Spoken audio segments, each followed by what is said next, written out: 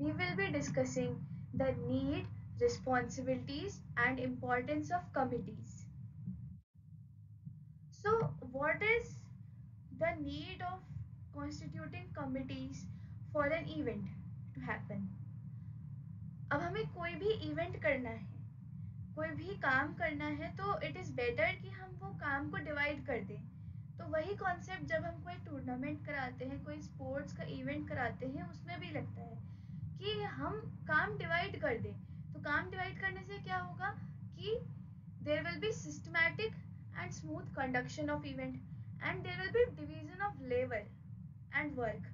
तो हमारा जब काम बढ़ जाएगा तो वो इजीली हो पाएगा and there are lots of professional planning and prep which is required to be done, and it can be done very easily then in a systematic manner.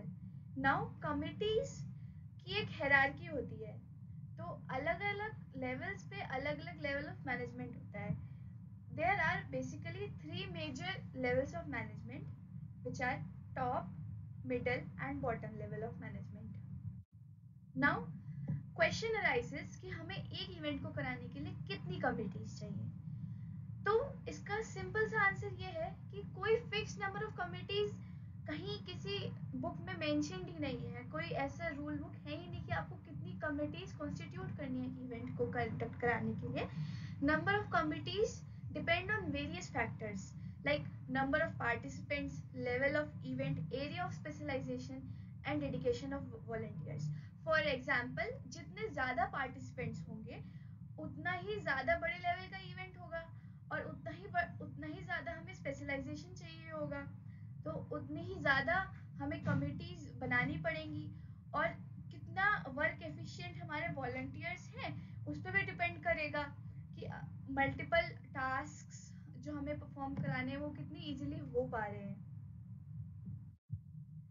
Now what are the responsibilities of committee.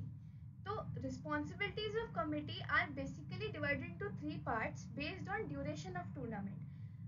तो कुछ जो काम है tournament के वो tournament से पहले हो जाने चाहिए. कुछ टूर्नामेंट को कराते वक्त रिस्पॉन्सिबिलिटीज होती हैं एंड कुछ जब टूर्नामेंट हो गया है तो उसका फाइनल सबमिशन की रिस्पॉन्सिबिलिटीज होती हैं.